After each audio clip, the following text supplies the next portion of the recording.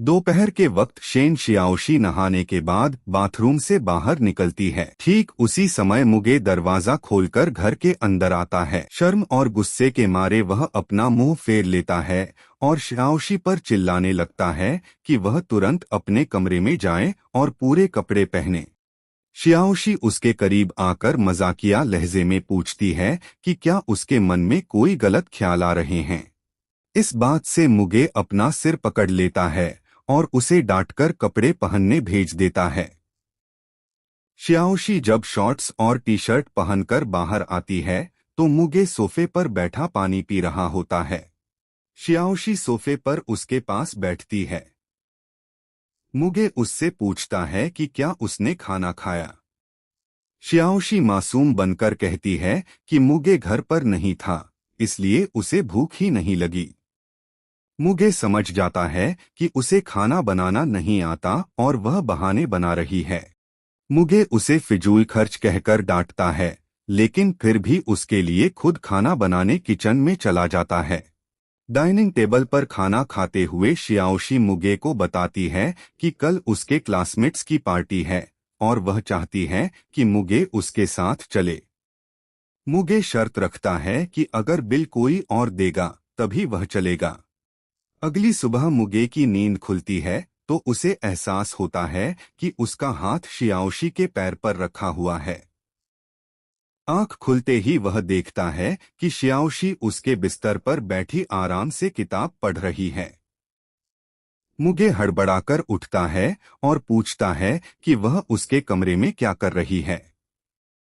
शियाओशी बचपन की यादें दिलाकर बात को मजाक में उड़ा देती है और कहती है कि उसे कॉलेज के लिए नया सूटकेस खरीदने चलना है। मॉल में बैग्स की दुकान पर घूमते हुए मुगे शिकायती लहजे में कहता है कि वीकेंड पर आराम करने के बजाय उसे शॉपिंग के लिए लाया गया है। शियाओशी उस पर तंज कसती है कि इतनी कंजूसी करेगा तो उसे कभी कोई गर्लफ्रेंड नहीं मिलेगी। इस पर मुगे जवाब देता है कि उसे ऐसी लड़की चाहिए जो उस पर पैसे खर्च करे। शियाओशी मन ही मन मुस्कुराते हुए सोचती है कि वह उस पर पैसे खर्च करने के लिए भी तैयार है। शाम को घर पर गर्मी से परेशान होकर मुगे सोफे पर लेटा होता है। शियाओशी तरबूज काट कर लाती है। दोनों सोफे पर बैठकर तरबूज खाते हैं और शियाओशी फिर से उसे छेड़ना शुरू कर देती है। रात के वक्त शियाओशी अपने कमरे में चुपचाप लैपटॉप पर एक रोमांटिक कहानी लिख रही होती है, जिसका मुख्य किरदार मुगे होता है। कहानी में पाठक नए अध्याय की मांग कर रहे होते हैं और शियाओशी मुस्कुराते हुए लैपटॉप बंद करती है। अगली शाम दोनों केटीवी क्लब पहुंचते हैं। क्लब में घुसते ही शियाओशी मुगे की बाह पकड़ लेती है ताकि कोई आवारा लड़का उसके पास न आए। पार्टी रूम में शियाओशी की क्लासमेट लियू लेई मुगे के स्मार्ट लुक को देखकर उस पर फिदा हो जाती है और उसे मुँह भैया कहकर बुलाने लगती है। वहीं क्लास मॉनिटर अपनी महंगी BMW कार की शेखी बघारता है, लेकिन मुगे सादगी से पेश आता है। जब लियू लेई मुगे से उसकी गर्लफ्रेंड के बारे में पूछती है तो शियाओशी तुरंत बात काटकर कहती है कि उसकी पहले से गर्लफ्रेंड है। लियू लेई की बढ़ती नज़दीकियों और मुगे के बर्ताव से नाराज होकर शियाओशी पार्टी छोड़कर बाहर निकल जाती है। मुगे उसके पीछे कॉरिडोर में आता है। शियाओशी गुस्से में कहती है कि कोई और लड़की उसे मुँह भैया नहीं बुला सकती। मुगे हार मानकर वादा करता है कि यह नाम सिर्फ वही लेगी। तभी कॉरिडोर से एक वरिष्ठ सरकारी अधिकारी डायरेक्टर शी गुजरते हैं और मुगे से बड़े सम्मान से मिलते हैं क्योंकि उनके पिता पुराने दोस्त हैं। यह देखकर छिपकर देख रहा क्लास मॉनिटर दंग रह जाता है। घर लौटने पर दोनों के बीच फिर से बहस होती है। मुगे थकाहारा होने के कारण शॉवर लेने जाने की बात करता है। शियाओशी फिर से उस पर तंज कसती है। मुगे अपनी उम्र का हवाला देकर उसे तमीज से बात करने को कहता है, लेकिन शियाओशी उल्टा उसे ही कच्चा बता देती है। कुछ देर बाद मुगे बॉडी वॉश खत्म होने की बात पूछने सीधे शियाओशी के बेडरूम में बिना खटखटाए घुस जाता है। शियाओशी चिढ़ जाती है और बदला लेने के लिए मुगे का फोन उठाकर उसका ब्राउजर खोल देती है। वह चिल्ला चिल्लाकर बोलने लगती है कि मुगे के फोन में पैरों फुट फेटिश से जुड़ी 15 GB की सर्च हिस्ट्री पड़ी है।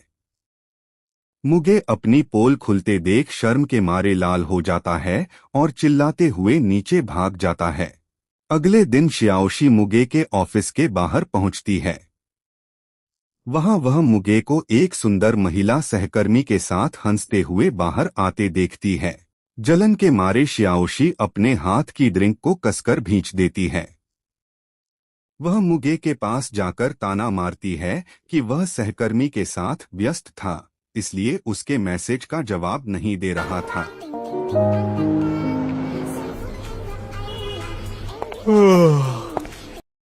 शाम को बेसमेंट पार्किंग में शियाओशी मुगे को कॉफी देती है। जैसे ही वे कार की तरफ बढ़ते हैं, शियाओशी बहाना बनाती है कि उसकी जूती निकल गई है और वह मुगे को झुककर जूती पहनाने को कहती है। मुगे झुककर उसकी जूती ठीक करने लगता है। तभी शियाओशी चेतावनी भरे अंदाज में कहती है कि वह उसके पैर को सूंघने की कोशिश न करे। मुगे भड़क उठता है कि वह कोई विकृत इंसान नहीं है। शियाओशी फिर से फोन निकालकर उसकी फुटफेटिश सर्च हिस्ट्री जोर जोर से पढ़ने लगती है। मुगे अपनी इज्जत बचाने के लिए तुरंत आगे बढ़कर अपने हाथ से उसका मुंह दबा देता है। उसकी आंखों में शर्मिंदगी साफ दिख रही होती है। शियाओशी मुस्कुराते हुए उसके करीब आती है और धीरे से कहती है कि इंटरनेट की तस्वीरें तो झूठी होती हैं। अगर उसे इतना ही शौक है तो वह रोज अपने असली पैर उसे दिखा सकती है। मुगे शर्म और हताशा में सिर पकड़कर पार्किंग में चिल्ला उठता है, जबकि शियाओशी उसकी हालत देखकर ठहाके मारकर हंसने लगती है।